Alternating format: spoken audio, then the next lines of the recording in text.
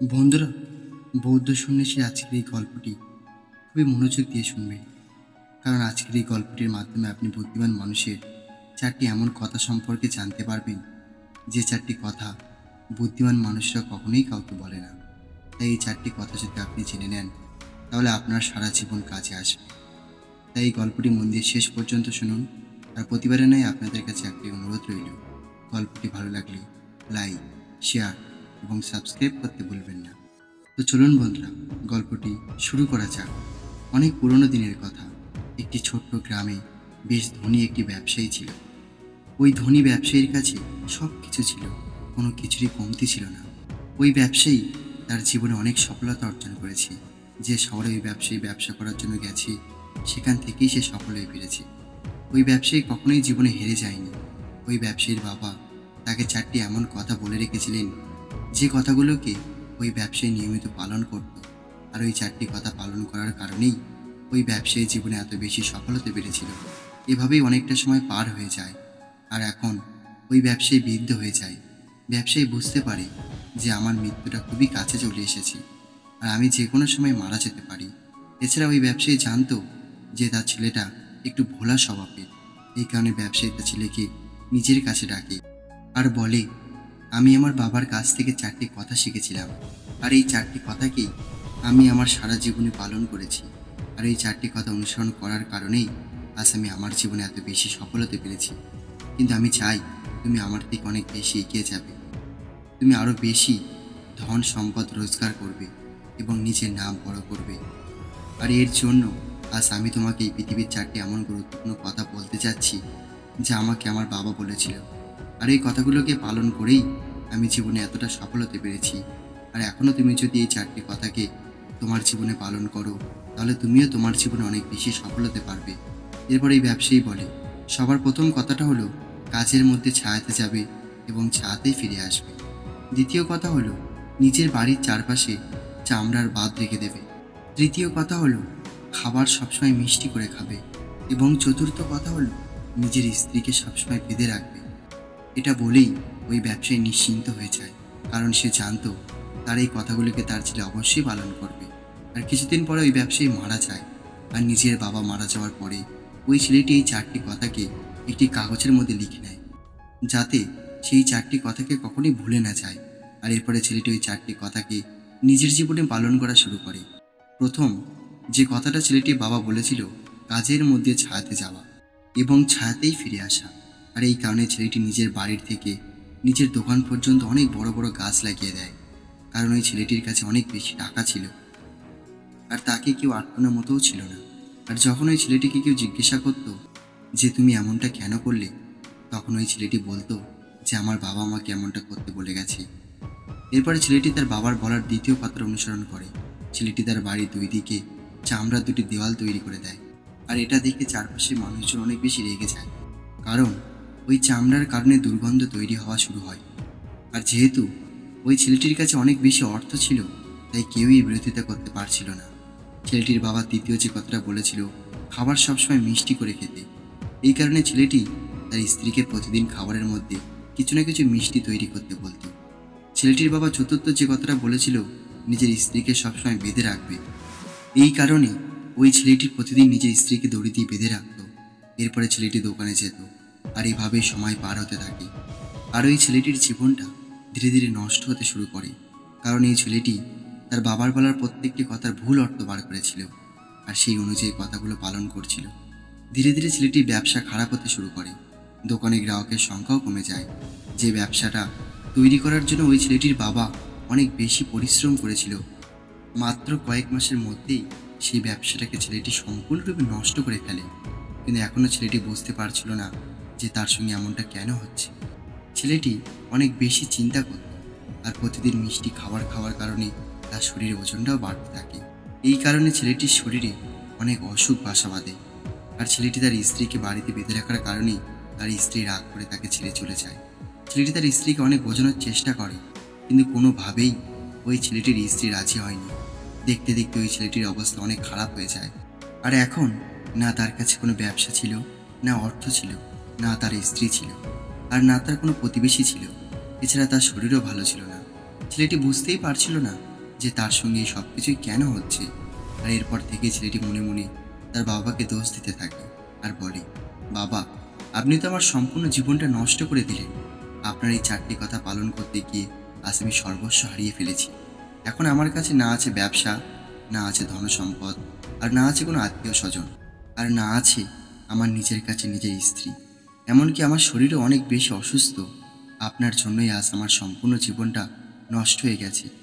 যদি আমি আপনার এই 4টি কথাকে পালন না করতাম তাহলে হয়তো আমার জীবনটা আজ এমন হতো না। আর এটা ভেবেই ছেলেটি কান্না করা শুরু করে দেয়। আর একদিন ছেলেটি জানতে পারে পাশের গ্রামে একটি বৌদ্ধ সন্ন্যাসী এসেছে। বৌদ্ধ সন্ন্যাসী প্রত্যেক মানুষের সমস্ত সমস্যার সমাধান বলে দিতে পারেন। সমস্যা যত বড় হোক না কেন, সন্ন্যাসী সেই সমস্যা সমাধানে অবশ্যই বার করে দেয়। এটা শুনে ছেলেটি ভাবে একবারে সন্ন্যাসীর সঙ্গে দেখা করা উচিত, যাতে করে আমি আমার সমস্যার সমাধানটা ওই সন্ন্যাসীর কাছে পেয়ে যাব। আর এই আশা নিয়ে ছেলেটি ওই সন্ন্যাসীর কাছে গিয়ে পৌঁছায়। আর সন্ন্যাসীর কাছে গিয়ে সন্ন্যাসী পা ধরে জোরে জোরে কান্না করা শুরু করে আর বলে, গুরুদেব, এখন আপনিই আমাকে বাঁচাতে পারেন। আমার বাবা তো আমার সম্পূর্ণ জীবনটা নষ্ট করে দিয়েছে। আজ আমার যে পরিস্থিতি, এই সব কিছুই আমার বাবার কারণেই হয়েছে। আমার বাবা আমাকে যেমনটা বলেছিল আমি তেমনই করেছিলাম। আমি একটি ভালো ছেলের মতো বাবার প্রত্যেকটা কথাকে পালন করেছি। আর দেখুন আমার বাবা আমার সঙ্গে কি করেছে। উনি মারা যাওয়ার আগেও আমাকে ভুল কথা শিখিয়ে গেছে, আর তার পরিণামটা আমাকে আজ ভুগতে হচ্ছে। এরপরে সন্ন্যাসী ছেলেটিকে বলে, সবার আগে তুমি চুপ করো এবং তোমার সমস্ত কথা আমাকে খুলে বলো। তোমার সঙ্গে কি হয়েছে? তুমি এভাবে কাঁদছো কেন? তোমার এই চিন্তার কারণটা কি? এরপরে ছেলেটি সেই কাগজটিকে বৌদ্ধ সন্ন্যাসী হাতে দিয়ে দেয়, যে কাগজে ছেলেটির বাবার বলা 4টি কথা লিখে রেখেছিল। বৌদ্ধ সন্ন্যাসী এই কাগজটি খুলে পড়া শুরু করে। আর ওই কাগজের লেখা কথাগুলো পড়ার পরে জোরে জোরে হাসতে শুরু করে। আর এই ছেলেটিকে বলে, তুমি কত বড় বোকা। তোমাকে তোমার বাবা এই পৃথিবীর সব থেকে অমূল্য জ্ঞান দিয়ে গেছে, কিন্তু তুমি এই জ্ঞানগুলোকে বুঝতে পারোনি। আর তুমি বলছো তোমার বাবা তোমাকে ভুল রাস্তা দেখিয়েছে। তোমার বাবা তো তোমার পরীক্ষা নিচ্ছিল। যদি তিনি চাইতেন তাহলে এই সমস্ত কথাগুলোর অর্থ ভালোভাবেই তোমাকে বুঝিয়ে দিতে পারতেন, কিন্তু তিনি চেয়েছিলেন তুমি এই কথাগুলোর অর্থ নিজেই খুঁজে বার করো। আর আমি তোমার থেকে বড় বোকা আজ পর্যন্ত কাউকে দেখিনি। যার কাছে পৃথিবীর এত মূল্যবান জ্ঞান আছে, সে কিভাবে এতটা মূর্খ হতে পারে? যদি তুমি এই কথাগুলোর অর্থ বুঝতে তাহলে তুমিও তোমার বাবার মতোই ধনী হয়ে খুশিতে থাকতে এবং তোমার জীবনটা অনেক সুখে কাটত। কিন্তু তুমি এত বড় মূর্খ যে তুমি তোমার বাবার কথার ভুল অর্থ বার করেছ। আর এই কথার মধ্যে উনি তোমাকে যা বলেছে তুমি সেগুলো করা শুরু করে দিয়েছ। যদি তুমি এই কথাগুলোর অর্থ বুঝতে পারছিলে না তাহলে তুমি কোনো জ্ঞানী মানুষকে জিজ্ঞাসা করতে পারতে, কোনো একটি জ্ঞানী মানুষের কাছ থেকে এই কথাগুলোর অর্থ জানতে পারতে। এরপরে ছেলেটি বলে, গুরুদেব, আপনি কি বলতে চাইছেন আমি কি আমার বাবার কথাগুলোকে সঠিকভাবে বুঝতে পারিনি? যদিও এই কথাগুলোর মধ্যে বোঝার কি আছে, কারণ উনি তো সব কিছুই পরিষ্কারভাবেই বলেছেন, আর আমি সেই কথাগুলোকে সেভাবেই পালন করছি। তাহলে এখানে আমি ভুল কি করলাম? এরপরে বৌদ্ধ সন্ন্যাসী বলে, এখানে যে কথাগুলো বলা হয়েছে এই কথার পেছনে একটি গভীর অর্থ আছে, যে অর্থগুলো তুমি বুঝতে পারোনি। এই কারণেই তোমার জীবনটা আজ এমনটা হয়ে গেছে। কিন্তু এখনও সব কিছু শেষ হয়ে যায়নি। তোমার কাছে এখনও সময় আছে। তুমি যদি চাও আজ থেকে পরিশ্রম করে পুনরায় তুমি তোমার জীবনটাকে পরিবর্তন করতে পারবে। এরপরে ছেলেটি বলে, ঠিক আছে গুরুদেব, দয়া করে আপনি আমাকে এই 4টি কথার অর্থ বুঝিয়ে দিন। এরপরে বৌদ্ধ সন্ন্যাসী বললেন, তোমার বাবা তোমাকে বলেছিল কাজের ছায়াতে যাবে এবং ছায়াতেই ফিরবে। এর অর্থ হলো তোমাকে সূর্য ওঠার আগেই দোকানে পৌঁছে যেতে হবে এবং সূর্য ডোবার পরেই তোমাকে বাড়ি ফিরে আসতে হবে, যাতে তুমি দোকানে বেশি সময় দিতে পারো, যাতে তোমার ব্যবসাটা আরও বড় হতে পারে। কিন্তু তুমি তো এই কথাটি ভুল অর্থ বুঝেছ। তুমি তো তোমার বাড়ির থেকে শুরু করে দোকান পর্যন্ত বড় বড় গাছ লাগিয়ে দিয়েছ, যাতে তুমি ছায়ার মধ্যে আসতে পারো এবং ছায়ার মধ্যেই যেতে পারো। এখন তুমিই বলো, তুমি কি তোমার বাবার এই কথাটির সঠিক অর্থ বুঝতে পেরেছিলে? এটা শোনার পরে ছেলেটি জোরে জোরে কাঁদতে লাগে। আর ছেলেটি বলে, গুরুদেব, আমারই ভুল ছিল। আমি আমার বাবার এই কথাগুলো ভুল অর্থ বার করেছি, আর এই কারণেই আজ আমি শেষ হয়ে গেছি। আমি সত্যি অনেক মূর্খ। আমার বাবা আমাকে অনেক মূল্যবান জ্ঞান দিয়ে গিয়েছিল, কিন্তু আমি সেটা বুঝতে পারিনি। এরপরে বৌদ্ধ সন্ন্যাসী দ্বিতীয় কথার অর্থটা বোঝাতে কি বলে, চামড়ার বাদ দেওয়ার অর্থ হলো তুমি তোমার বাড়িতে কুকুর অথবা বিড়াল পুষে রাখবে, কারণ এগুলো তোমার বাড়িকে চারিদিক থেকে রক্ষা করবে, যার কারণে তোমার বাড়িতে রাখা সম্পদ সুরক্ষিত থাকবে আর তুমি নিশ্চিন্তে দোকানে কাজ করতে পারবে। কিন্তু তুমি এই কথার অর্থ কি বুঝেছ? তুমি তোমার বাড়ির দুটো দেওয়ালে চামড়া দিয়ে ঘিরে দিয়েছ, যে কারণে চারিদিকে দুর্গন্ধ। তোমার প্রতিবেশীরাও নিজের বাড়ি ছেড়ে অন্য কোথাও চলে গেছে। এরপরে সন্ন্যাসী দ্বিতীয় কথার অর্থ বোঝাতে কি বলে, মিষ্টি করে খাবার খাওয়ার অর্থ হলো যখন তোমার অনেক বেশি খিদে পাবে তখনই কেবল তুমি খাবার খাবে, তার আগেও খাবে না, তার পরেও খাবে না। যদি তোমার খিদে না থাকে আর তুমি যদি তখন কিছু খাও, তাহলে তুমি কখনোই ওই খাবারের গুরুত্বটা বুঝতে পারবে না। ওই খাবারটা কখনোই তোমার মিষ্টি মনে হবে না। ওই খাবার যত ভালোই হোক না কেন, তুমি ওই খাবারের গুরুত্বটা কখনোই বুঝতে পারবে না।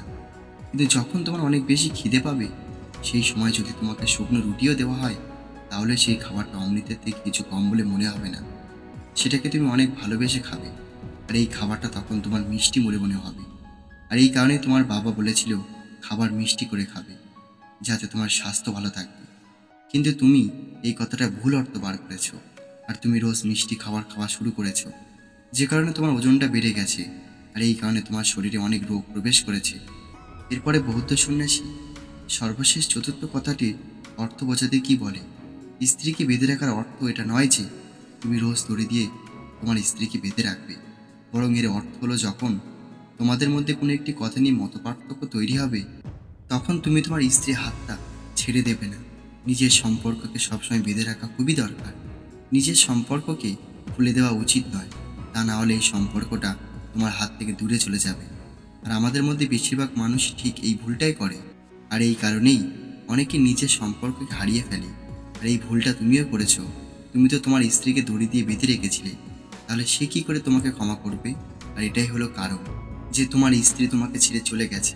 তুমি তোমার স্ত্রীর সঙ্গে যেটা করেছো সেটা ক্ষমার যোগ্য নয়, কিন্তু তোমাকে তোমার স্ত্রীর কাছে ক্ষমা চাওয়া দরকার, কারণ তুমি অনেক বড় ভুল করেছো। আর তাই তুমি চাও আর তোমার স্ত্রীর কাছে ক্ষমা চাও। আর এই ছিল এই 4টি কথা যা তোমার বাবা তোমাকে বোঝাতে চেয়েছিল, কিন্তু তুমি এই প্রত্যেকটি কথা ভুল অর্থ বুঝেছো। আর এই কারণেই তোমার অবস্থাটা আজ এমন হয়ে গেছে। কিন্তু এখনও তোমার কাছে অনেক সময় আছে। যদি তুমি আজ থেকে এই 4টি কথাকে সঠিকভাবে পালন করা শুরু করো, তাহলে তুমি তোমার জীবনে আরও একবার সেই সব কিছু অর্জন করতে পারবে যাই কিছুই তুমি হারিয়েছো। আর এটা বলেই বৌদ্ধ সন্ন্যাসী চুপ হয়ে যায়। আর ছেলেটিও নিজের সমস্ত ভুলগুলোকে বুঝতে পারে। ছেলেটি বৌদ্ধ সন্ন্যাসীকে প্রণাম করে আর পুনরায় নিজের বাড়িতে ফিরে আসে। ছেলেটি পুনরায় ওই 4টি কথাকে নিজের জীবনে পালন করা শুরু করে, আর ধীরে ধীরে ছেলেটির জীবন পরিবর্তন হওয়া শুরু হয়ে যায়। ছেলেটি পুনরায় নিজের ব্যবসা বড় করে নেয়। ছেলেটি নিজের স্ত্রীকে বাড়ি ফিরিয়ে নিয়ে আসে, সফল হয়ে যায়, আর ছেলেটির জীবন আনন্দে ভরে ওঠে। তো বন্ধুরা, আশা করি এই ছোট্ট গল্পটি থেকে আপনি কিছু শিখতে পেরেছেন। আর আপনি যেটুকুই শিখেছেন তা কমেন্ট করে অবশ্যই আমাদের জানাবেন। আর গল্পটি ভালো লাগলে লাইক, শেয়ার এবং সাবস্ক্রাইব করতে ভুলবেন না। আর গল্পটি শেষ পর্যন্ত শোনার জন্য আপনাদের অসংখ্য ধন্যবাদ জানাই।